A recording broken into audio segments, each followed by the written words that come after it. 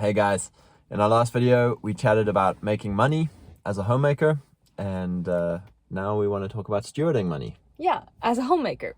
So I think this is a topic that is kind of vulnerable to talk about because everybody does money differently, but money impacts all of our lives, especially when you become a homemaker. And if you live on a one income household, the wisdom of stewarding your money well. And so we want to talk about how to steward your money well. So when we got married, we had one bank account. Kelly was the only one who was able to work. I was not allowed to work yet with visa stuff. We were severely in debt. Because of my student loans. And we had some credit card debt and stuff from our wedding and honeymoon and just in general. It was a hard first year. You being in America, you were in America 1 year before you got your green card to be allowed to work. Yeah. And obviously we weren't wise enough to just figure out starting a business in Kelly's name and then working a business, but now we know. And so for us, one of the first vision things that came around with money, vision and values, was Dave Ramsey. Yeah. We realized, well, we need to get out of debt. We need to become disciplined with our finances and get out of debt. So that was our big vision, and pretty much everything in our life revolved around getting out of debt. Yeah. And really, we didn't get that conviction until about a month before the conviction came for me to quit my job. Mm-hmm. So the irony is, when we were still working, both of us were then working, we paid off all of my student loans and all our credit card debt. Yeah, and all our credit card debt. And then, like, 3 weeks later, or a month later, was when I quit my job, and I was like, oh no, we just like canceled all our debt, and now we're also going down to a one income household. But then came the fun part of finances being a game, especially as a homemaker. I think when we were both working, I used that as an excuse to be able to spend more money.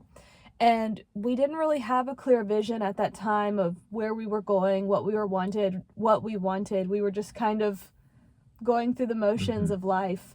And so I think me quitting my job made us, and reading Wendellberry. Yeah, I think a few things. Reading Wendellberry really gave us a vision for getting onto land, having a family, being local and connected somewhere. So that influenced our values heavily. And then also Robert Kiyosaki, where his book Rich Dad Poor Dad, and then his game Cash Flow, made money into a game with a goal. Yeah. And Robert Kiyosaki, his whole thing is just having a goal of building asset wealth, having businesses and properties that make you, and investments that make you money, and so that you don't have to have a job, you don't have to be working for other people. You can actually then work on your goals and on your time. The point of the game is getting out of the rat race, and you do that by tracking where you're spending. So you're tracking if you're making more money than your expenses are. And that's what really got us going with tracking our finances. You created a Google Drives. Yeah, we struggled with the Dave Ramsey budget method, like to budget ahead of, maybe it's just our personalities or whatever, but like budgeting ahead, like here's how much money you're going to spend on this, and here's how much money you're going to spend on this. We far preferred the scoreboard method of cash flow, Robert Kiyosaki's Cash Flow, which is basically like, here's the amount of money coming in and here's where we're spending it. So you're on a scoreboard lag, you're not on a budget projection. And so for us, accounting for where our money actually went was a lot healthier for us. We could actually see, oh wow, we spent this much on groceries, we spent this much on eating out, we spent this much on books, we spent this much on clothes, bills. Cars, bills. We could see the scoreboard of what we were doing.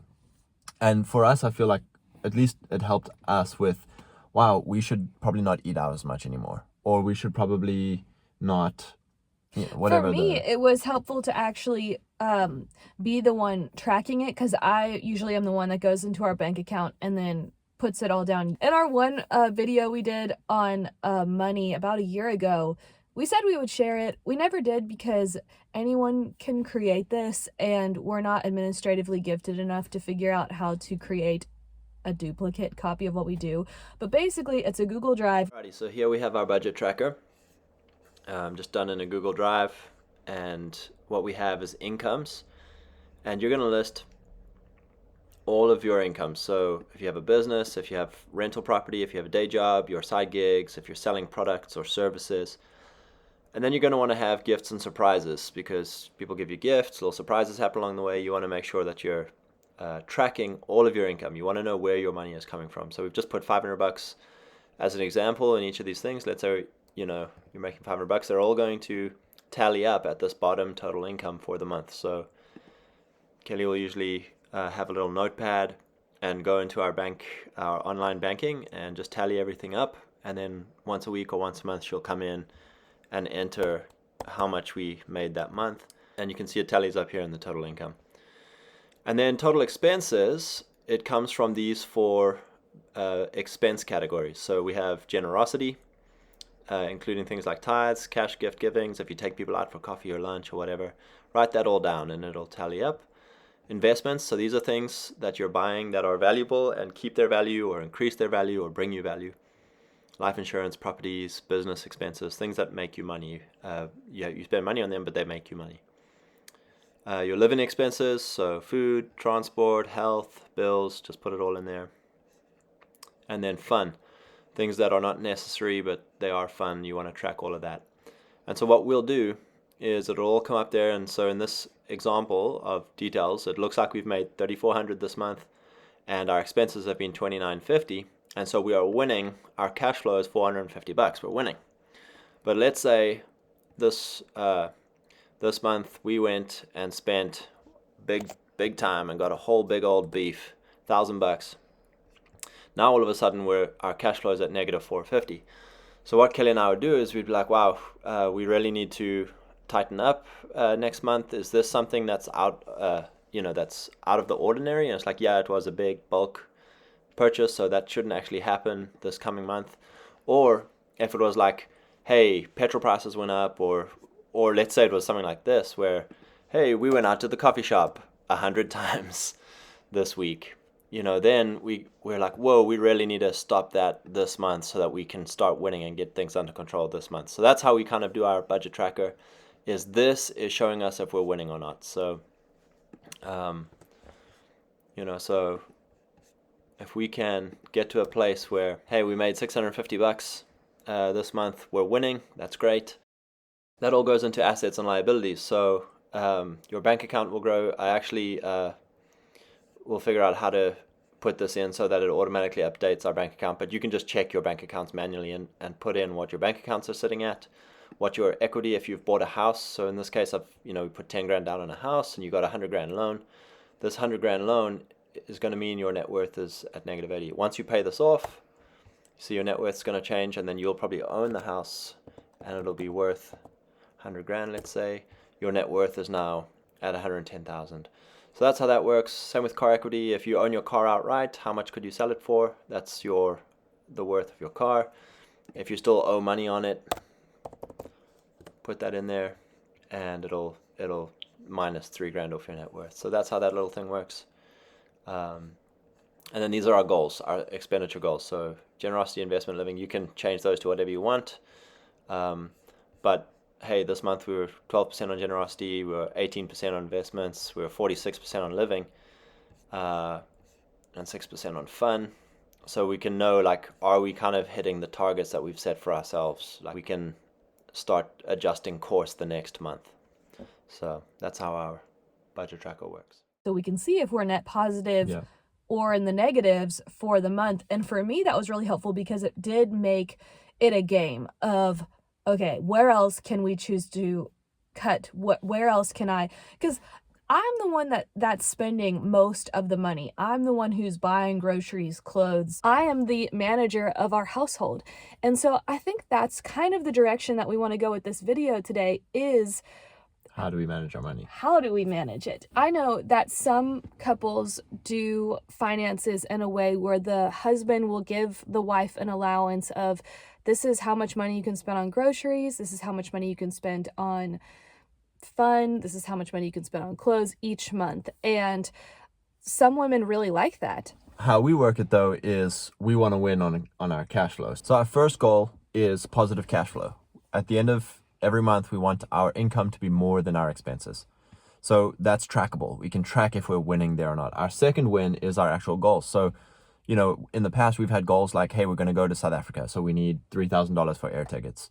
We need another $3,000 for when we'll be there, or, you know, that kind of thing. So like, we've got goal projections of like, this is how much money we will need. You know, things. Which what we'd call like a vision. Yeah, having a vision for your money. So when we are out and about and there's a opportunity to go on some amazing experience and it'll cost $100, we're like, nope, we've got another, that $100, saying no to that $100 is going into the $3,000 that we need for the big thing that we have a vision for. You know, oh, let's go to the coffee shop. Well, it's been 5 days in a row.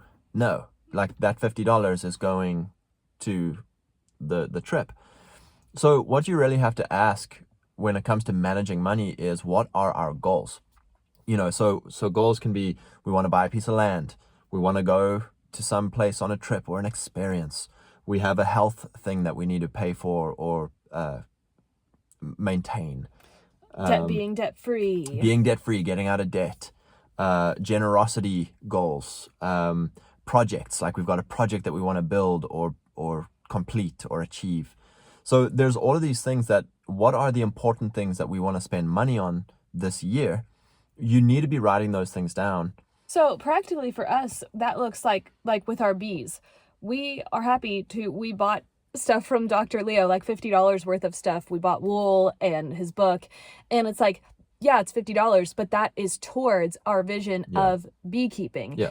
And it's also, our values are buying towards our vision, and also buying towards our values of keeping our money as close to our people as possible. And obviously Dr. Leo falls into that category. It's like, well, could we have bought the things that we bought from Dr. Leo on Amazon? Probably, but we would rather buy direct from him and be generous to him so he gets more of our money than Amazon. And that's why we don't have an Amazon Prime membership, is because we would rather give our money, even if it's more money or more expensive, directly to the small business than to these big corporations. Yeah.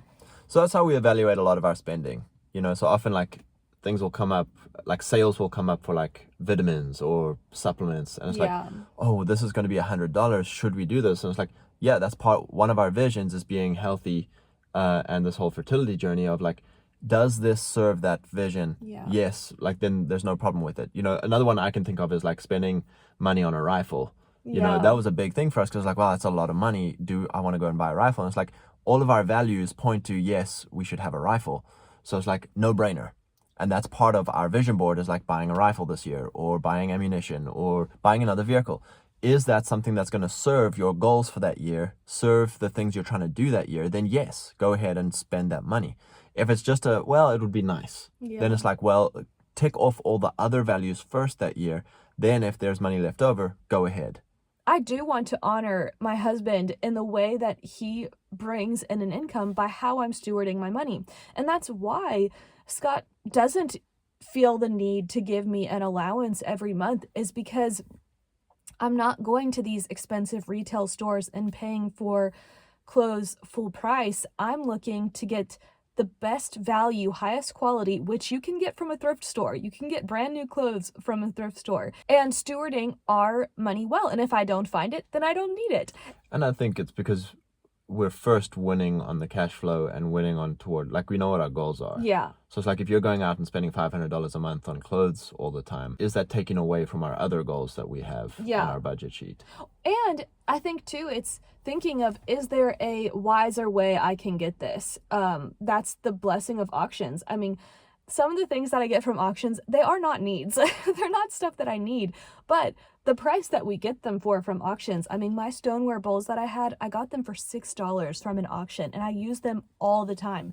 And so it's like, yeah, that was a great buy. Was that a need at the time? No, it wasn't a need, but I've used them. Let's hit another topic on our tracker, on our financial budget tracker. It's not a budget, but we just say budget because that's what everyone knows. Our tracker, it's our cash flow tracker. We have two categories. One is fun and one is generosity. So we all want fun, right? God made us to have fun. So there's work, there's fun. We're all looking for ways to have fun. Some people have very expensive fun. And if they can afford it, God bless.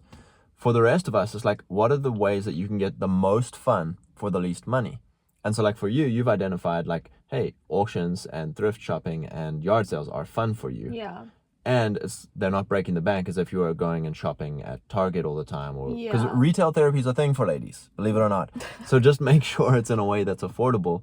And again, it's not, because that's the other side of things. It's like a lot of people accumulate junk. Yeah. And it's like, are we accumulating junk, or is this toward our values of homemaking? So it's like, oh, getting stoneware bowls, that's fun for you, and you It's an use heirloom. them. The other side of that with fun is, thinking of, hey, what is an acceptable amount of our budget to go towards fun? Is it 10% a month? Is 10% of our money toward fun something like you need to find that place for yourself. Books are fun for me. Going to the thrift store and buying $10 worth of books, like, ooh, that's unwise. It's like, no, this is fun. I'm having fun. And then like going out and hiking and buying a coffee and going hiking, that's fun for us. Yeah. That doesn't cost us a lot of money. Yeah. And we're going to locally owned coffee shops and Christian coffee shops that sell organic coffee. And that's who we're giving our money to. So it's like a win-win. We're being generous and also having fun, which then goes into the whole generosity side of things.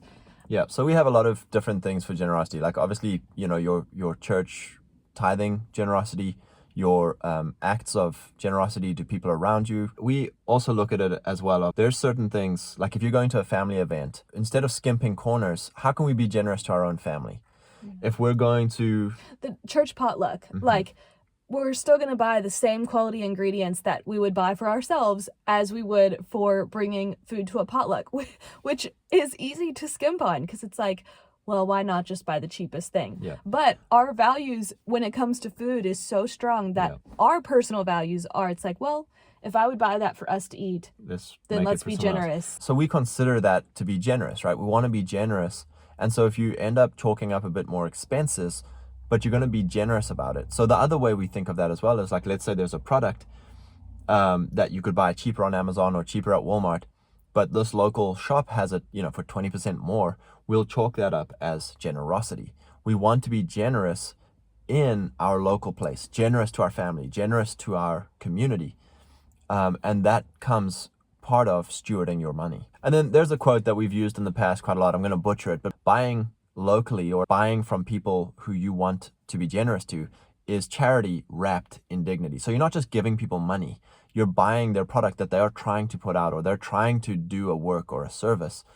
Then by supporting them, that's charity wrapped in dignity. Especially this time of year with it being Christmas and gift giving, as a homemaker, you still want to be good stewards of your money and being generous. And it's like, how can I give people high quality items while also being mindful of how much money we have to spend on these things? So that could look like making things at home. I mean, things that you can make yourself are often way better quality than things that you would buy. So thinking of it in that way, that's the blessing of being a homemaker, is you can be so creative. You have the time to do things in your own household, to be a productive homemaker instead of just a consumer. I think that has been huge for our budget or our money system, is how do I have a productive household and I'm not just going out and consuming all the time, which saves us a lot of money. When we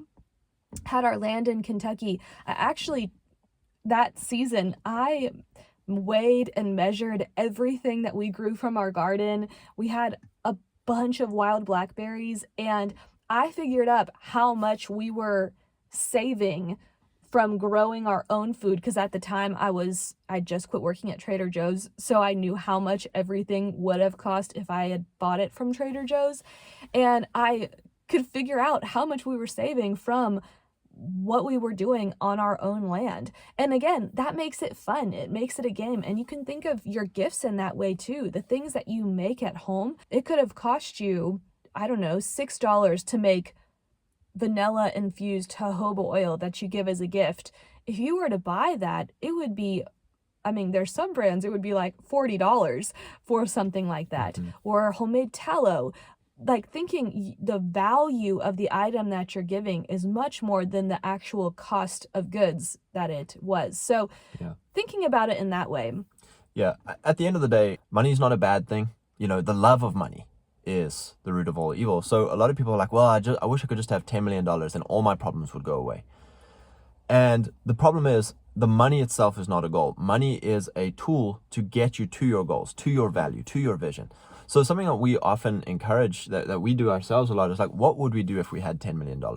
And start writing down all the things that we would do, attempt, try, have, be, all that stuff. And then from that, what is most important? That list. You know, so for us, it's like we want to buy land. Like that's really important to us. If we had $10 million, we'd go and buy land and have a beautiful log cabin. And okay, great. That's the vision. Well, I don't have $10 million. No, you don't, but you're working toward it. That is the purpose of work, is to work toward your goals. And so for us, that's what we really want to encourage you in this video is, as a family, what are the goals that you're working toward? Money just happens to be a tool that then comes into the achievement of the goals. So, you know, write down the 3, 4, 5 most important things that you guys are spending your money on, your time on, your work on. And that will then guide how you spend the money that does come into your hands. Yeah, having a vision, knowing the direction that you're going in. If you don't have a vision, to have a family meeting of like, where are we going? Like, we've just kind of been going through the motions. We need to reset, refocus, and get excited again. Yeah, what would make us feel purposeful? What would be fun? What would be exciting? What would be pleasing to the Lord? What would be the passion on our hearts? You know, make a plan in your heart and the Lord will direct your steps. And I think too, always seeing how God provides. We've talked about it before, but we have a testimony board where we have big audacious prayers on one side and we have testimonies on the other.